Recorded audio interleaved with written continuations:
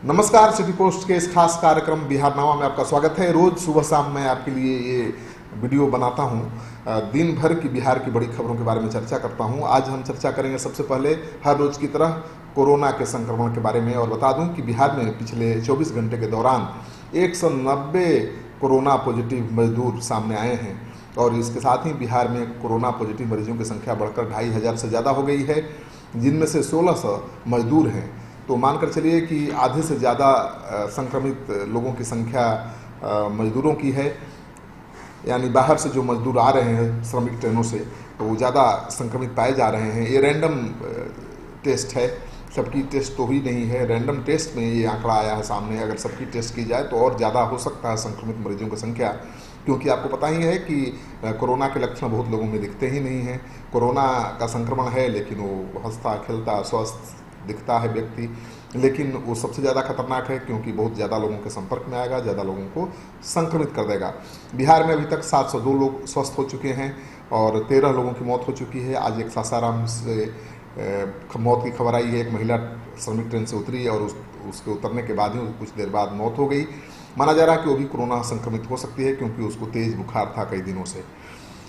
दूसरी खबर ये है कि जिस महिला के बारे में बात कर रहा था कि श्रमिक ट्रेन से सासाराम में आई थी और उतरने के कुछ देर बाद उसकी मौत हो गई, ये खबर हिला देने वाली है। और ये खबर इस ओर संकेत करती है कि जो श्रमिक ट्रेनों से हमारे प्रवासी मजदूर आ रहे हैं वो ट्रेन सुरक्षित नहीं है, क्योंकि ट्रेनों में चढ़ने से पहले रेलवे भले दावा कर रहा है कि लोगों की स्क्रीनिंग की जा रही है और उसके बाद ही उनको चढ़ने दिया जा रहा है। कई जगह से तस्वीरें भी आती हैं कि रेलवे स्टेशनों पर आरपीएफ के अधिकारी जवान रेल यात्रियों का थर्मल स्क्रीनिंग करते हैं, लेकिन ये थर्मल स्क्रीनिंग कितना कामयाब है इस बात का अंदाज़ा आप लगा लीजिए कि एक महिला जो 50 साल से ऊपर की थी, उसको कई दिनों से तेज बुखार था और फिर भी वो दिल्ली में ट्रेन पर सवार हो गई और सासाराम पहुंच गई। सासाराम पहुंचते ही उसकी मौत हो गई।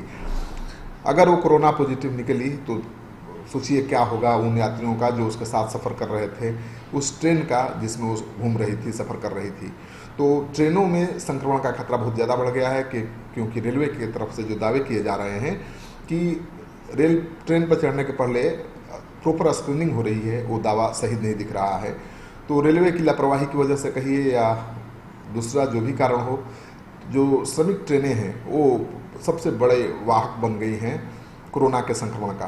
तो श्रमिकों से अपील है कि अगर आप ट्रेन से सफ़र कर रहे हैं तो सावधान रहिए, आपके आसपास बैठा हुआ व्यक्ति संक्रमित हो सकता है।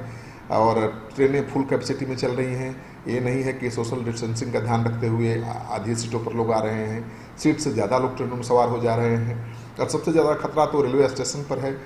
दानापुर हमारे सहयोगी गए थे, अभिषेक मिश्रा, रियलिटी चेक करने के लिए, तो पुलिस वाले उनसे उलझ गए, आरपीएफ के जवान उलझ गए, उनका मोबाइल छीन लिया। लेकिन सच्चाई यही है कि रेलवे स्टेशनों पर अफरा तफरी का माहौल है। पुलिस वाले एक तरफ से भेज रहे हैं लाइन लगाकर लोगों को, तो दूसरी तरफ से डंडा पटक पटक करके पुलिस वाले फिर वापस भगा दे रहे हैं। तो लोगों को पता ही नहीं चल रहा कि किस तरफ जाना है, कहाँ जाना है, कैसे जाना है। ट्रेनों से उतरकर जिसको जहाँ जाना है जा रहे हैं। तो मुझे लगता है कि जो अब ट्रेनों से हज़ारों लाखों की संख्या में श्रमिक आ रहे हैं, उनका प्रॉपर स्क्रीनिंग नहीं हो पा रहा है और वो ट्रेन से उतरकर घर भी जा रहे हैं। तो गांव में संक्रमण का खतरा बढ़ गया है और सबसे ज़्यादा सावधान रहना है इन श्रमिक ट्रेनों से जिसमें मजदूर आ रहे हैं, क्योंकि रेलवे के द्वारा प्रॉपर स्क्रीनिंग नहीं हो रही है यात्रियों की और उसमें कोरोना पॉजिटिव मरीज आसानी से चढ़ जा रहे हैं। क्योंकि ऐसी कई घटनाएँ हो गई हैं कि ट्रेन से आया और बीमार था, फिर भी ट्रेन पर चढ़ गया, पटना पहुंचा, बिहार पहुंचा और ट्रेन से उतरने के कुछ घंटे बाद उसकी मौत हो गई इसका, और बाद में कोरोना पॉजिटिव निकला। तो जिस तरह से कोरोना पॉजिटिव मरीज सफ़र कर रहे हैं श्रमिक ट्रेनों में, उससे हमारी ट्रेनें खतरनाक हो गई हैं। अगली खबर यह है कि बिहार के डिप्टी सीएम सुशील कुमार मोदी ने बहुत बड़ा दावा किया है। उन्होंने कहा है कि बिहार के 2 करोड़ 38 लाख महिलाओं के जनधन खाते में 500 रुपये केंद्र सरकार ने भेज दिया है और बिहार के 11 करोड़ से ज़्यादा लोग लाभान्वित हुए हैं केंद्र सरकार से इस कोरोना के संकट में। बिहार की आबादी 12 करोड़ है और 11 करोड़ लाभान्वित हो चुके हैं। मुख्यमंत्री, उप मुख्यमंत्री का दावा है, तो मतलब कोई ऐसा नहीं है जिसको लाभ नहीं पहुंचा, अगर उनके दावे पर भरोसा किया जाए तो।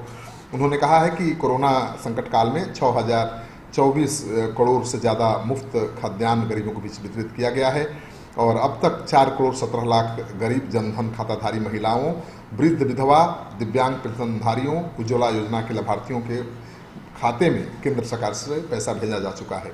मोदी के अनुसार किसानों के खाते में बिना किसी दलाली और बिचौलिए के 5,719 करोड़ से ज़्यादा की राशि भेजा जा चुका है। सुशील मोदी का दावा है कि राज्य और केंद्र की सहायता से कोई भी ऐसा गरीब नहीं है जिसके खाते में न्यूनतम 4,000 रुपये और 15 किलो अनाज नहीं मिला होगा। तो उनका दावा है कि बिहार के जितने भी गरीब हैं उनके खाते में 4,000 से ज़्यादा पैसा जा चुका है और 15 किलो अनाज जा चुका है, मतलब कोई भूखा मरने वाला नहीं है। मोदी ने कहा कि जनधन खाताधारी 2 करोड़ 38 लाख गरीब महिलाओं के खाते में लगातार 3 महीने अप्रैल से जून तक 500 रुपये, कुल 1,500 रुपये यानी 3,545 करोड़ रुपये डीबीटी के जरिए भेजी गई है। अगर एक महिला के परिवार में औसतन 5 सदस्य हैं तो करीब 11 करोड़ लोग इससे लाभान्वित हुए होंगे। तो लाभान्वितों की संख्या इस तरह से जोड़ रहे हैं 1 into 5। केंद्रीय पेंशन योजना में शामिल 36 लाख जो वृद्ध लोग हैं, विधवा, दिव्यांग हैं, उनको भी राज्य और केंद्र सरकार द्वारा 3 महीने की अग्रिम राशि, पेंशन राशि 1,200 से 1,400 रुपये भेज दिया गया है। केंद्र सरकार ने 1,000 रुपये के अतिरिक्त सहायता राशि के तौर पर 364 करोड़ रुपये अब तक दे चुकी है। अग्रिम पेंशन राशि में भी प्रति पेंशनधारी 600 रुपये केंद्र सरकार का हिस्सा शामिल है। तो मोदी गिना रहे हैं भारत सरकार द्वारा किए गए कामों को और वो कह रहे हैं कि बिहार के तो 11 करोड़ लोगों को लाभान्वित केंद्र सरकार, बिहार सरकार कर चुकी है। तो कोई अब पीड़ित तो है ही नहीं और कोई ऐसा नहीं है जिसके खाते में 4,000 रुपये नहीं गया, अनाज नहीं गया। अगली खबर है कि ईद के पहले बिहार सरकार ने कर्मचारियों के वेतन भुगतान का आदेश दिया था, लेकिन न तो शिक्षकों को वेतन मिला और न ही दूसरे सरकारी कर्मियों को। तो ईद का त्यौहार इस बार फीका फीका रहने वाला है। इसको लेकर राजनीति शुरू हो गई है। आरजेडी ने हमला बोला है सरकार पर और कहा है कि एक ऐसी सरकार है कि उसके आदेश का उसके नौकरशाह पालन नहीं कर रहे हैं। आरजेडी ने दोषी अधिकारियों के खिलाफ कार्रवाई की मांग की है और आरजेडी के प्रवक्ता मृत्युंजय तिवारी ने कहा है कि शिक्षकों को ईद में भी वेतन नहीं मिलना अफसरों की लापरवाही की पराकाष्ठा है। सरकार के आदेश के बाद भी शिक्षकों को वेतन के लाले पड़े हैं। सरकार ने ईद से पहले वेतन देने का निर्देश दिया था, लेकिन अधिकारियों ने उस पर अमल नहीं किया, पानी फेर दिया। अगली खबर ये है कि सरकार ने बड़ा आदेश दिया है। ईद के मौके पर क्वारंटाइन सेंटरों में विशेष भोज के आयोजन का आदेश दिया है। तो हर जिले के डीएम को आपदा प्रबंधन विभाग की तरफ से एक पत्र भेजा गया है। उसमें कहा गया है कि ईद को लेकर सभी क्वारंटाइन सेंटर पर विशेष भोज भात की व्यवस्था की जाए। यानी जो लोग क्वारंटाइन सेंटर पर फंसे हैं दूसरे राज्यों के अल्पसंख्यक समुदाय के, उनको ईद का त्यौहार क्वारंटाइन सेंटर में मनाने की व्यवस्था होगी।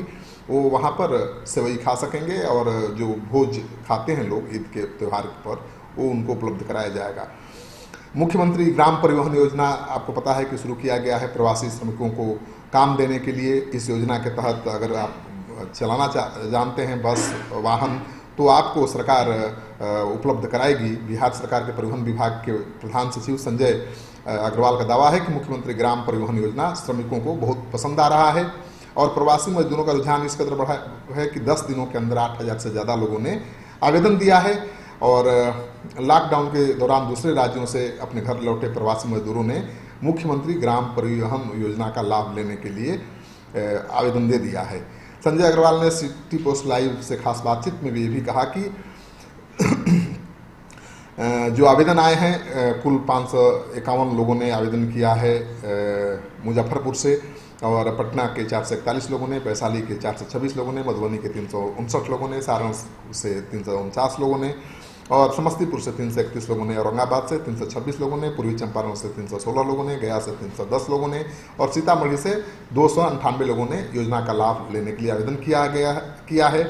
और ये बहुत ही बड़ी योजना है। मुख्यमंत्री ग्राम परिवहन योजना के तहत रोजगार मिलेगा।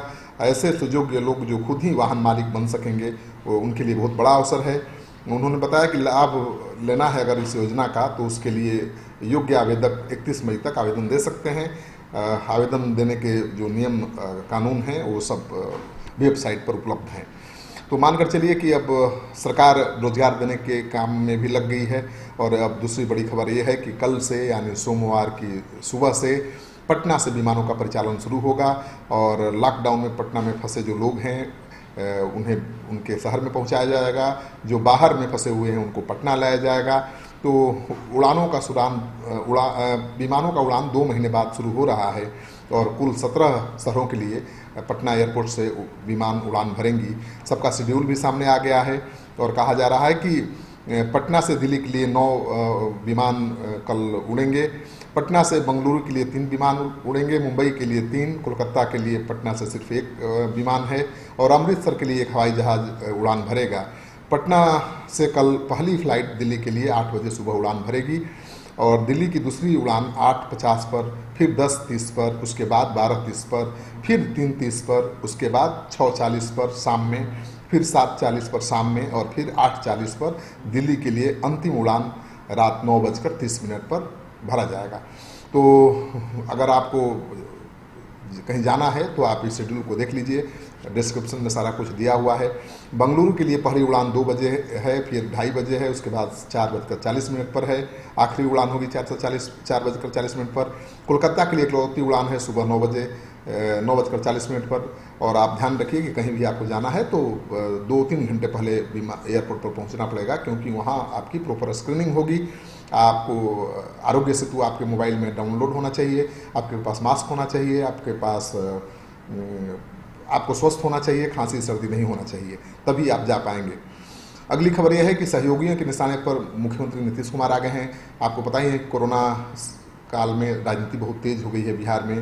क्वारंटाइन सेंटर पर अव्यवस्था को लेकर विपक्ष लगातार नीतीश कुमार की घेराबंदी करने में जुटा है, लेकिन इस बीच बिहार बीजेपी के बड़े नेता विधान पार्षद संजय पासवान ने फिर से नीतीश कुमार पर निशाना साधा है और उन्होंने कहा है कि आप कब तक एसी कमरे में रहकर काम कीजिएगा, आपको उत्तर प्रदेश के मुख्यमंत्री से सबक लेना चाहिए। योगी आदित्यनाथ हर जगह घूम रहे हैं, खुद जायजा ले रहे हैं, लेकिन आप घर से निकल नहीं रहे हैं। तो मुख्यमंत्री नीतीश कुमार पर पहले भी संजय पासवान निशाना साधते रहे हैं, लेकिन हाल के दिनों में कोई बीजेपी का नेता नीतीश कुमार के खिलाफ बोल नहीं रहा है, कुछ दिनों से दिख रहा है और नीतीश कुमार अपना काम करने में जुटे हुए हैं। लेकिन इस बीच संजय पासवान ने बहुत बड़ा सवाल उठा दिया है और उन्होंने कहा है कि मुख्यमंत्री इतने डरे सहमे हुए हैं कि वो घर से बाहर नहीं निकल रहे हैं और एसी कमरे से वो सब कुछ कर लेने का दावा कर रहे हैं। अगली खबर है कि लॉकडाउन में अपने बीमार पिता को हरियाणा के गुरुग्राम से लेकर दरभंगा पहुंची जो लड़की है ज्योति, वो बहुत चर्चित हो चुकी है, एक सेलिब्रिटी बन चुकी है। आपको पता ही है कि देश दुनिया में उसकी धूम मची हुई है। अब उसको फिल्म बनाने का ऑफर भी आने लगा है और हमारे जो सूत्र हैं वो बता रहे हैं कि कई फिल्म निर्माताओं ने, जाने माने फिल्म निर्माताओं ने उससे संपर्क साधा है और उसे अग्रिम राशि देने की पेशकश की है। इस बीच बिहार सरकार के जो मंत्री हैं महेश्वर हजारी, उन्होंने भी उस लड़की के पठन पाठन का खर्च देने के लिए कहा है, 50,000 रुपये की आर्थिक मदद देने के लिए कहा है और कहा है कि ज्योति की 12वीं कक्षा तक की पढ़ाई का सारा खर्च उठाएंगे। तो ज्योति स्टार बन गई है। अब लगता है कि इस कोरोना संकट ने ही उसके जीवन को बदल कर रख दिया है, क्योंकि ज्योति 1200 किलोमीटर की दूरी तय कर आई दरभंगा साइकिल के जरिए, और वो भी अपने बीमार पिता को साइकिल पर बिठा कर लाई। तो अंतर्राष्ट्रीय खेल संस्थाओं ने भी उसको आमंत्रित किया है और खबर आई है कि नेशनल साइकिलिंग एकेडमी ने ट्रेनी के रूप में उसे चयनित करने की घोषणा की है। तो ज्योति का जीवन बदलने वाला है। और अगली खबर ये है कि अगर आपको थाने में एफआईआर दर्ज करानी है, चोरी की एफआईआर दर्ज करानी है, मारपीट का एफआईआर दर्ज कराना है, या बकरी चोरी हो या मुर्गी चोरी हो, कुछ भी, तो आपकी जेब में 10,000 रुपया होना चाहिए, क्योंकि एक वीडियो खूब वायरल हो रहा है। ये वीडियो है पश्चिम चंपारण जिले के एक थाने का, जहां पर एक व्यक्ति जाता है एफआईआर दर्ज कराने और थाने पर उससे खुलेआम एफआईआर के एवज में 10,000 रुपये की मांग की जाती है। कहा जाता है कि भाई मोल मोलाई मत करो, 10,000 रुपया एफआईआर का चार्ज है, दो और एफआईआर कराओ।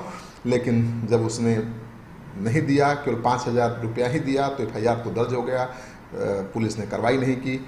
अब उसका कहना है कि उसका सब्जी का खेत बर्बाद हो गया, गुंडों ने बर्बाद कर दिया, उसके फूस के घर को तहस नहस कर दिया। पुलिस के यहाँ शिकायत करने गया तो एफआईआर के लिए 10,000 रुपया मांगा गया, 5,000 लेकर कर्ज को उसने दिया भी, लेकिन फिर भी कोई कार्रवाई नहीं हुई। तो अब थानेदार अपने थाने का कानून बना रहे हैं, वो बिहार सरकार और बिहार पुलिस मैनुअल को नहीं मान रहे हैं। दूसरी खबर है कि कांग्रेस के दिग्गज कांग्रेसी नेता राजेंद्र सिंह का निधन हो गया है। राजेंद्र सिंह बिरमो से विधायक थे और बहुत दिनों से बीमार चल रहे थे। दिल्ली में उनको ले गया था हाल ही में लेकिन वहाँ भी इलाज के दौरान उनकी जान चली गई है। और खबर है कि जो मुख्यमंत्री हैं झारखंड के हेमंत सोरेन, राहुल गांधी कांग्रेस के नेता, सब ने उनके निधन पर शोक व्यक्त किया है और कहा है कि एक बड़ा नेता, एक बहुत बड़ा मजदूर नेता जो झारखंड की आन था, शान था, अब हमारे बीच नहीं है। तो ये बहुत दुखद खबर है कि राजेंद्र बाबू अब हमारे बीच नहीं हैं। इस तरह की तमाम बड़ी खबरें हम हर रोज़ आपके लिए लेकर आते रहते हैं। कल भी सुबह आपके लिए बिहार की और देश दुनिया की तमाम बड़ी खबर लेकर आएंगे, जिससे जानना आपके लिए ज़रूरी है। ये वीडियो पसंद आए तो इस वीडियो को दोस्तों के साथ खूब शेयर करिए। अगर आपने अब तक हमारा चैनल सब्सक्राइब नहीं किया है तो कर लीजिए। आपका सहयोग, समर्थन और एक सब्सक्रिप्शन हमारी सिटी पोस्ट की पूरी टीम के लिए बहुत मायने रखता है। धन्यवाद।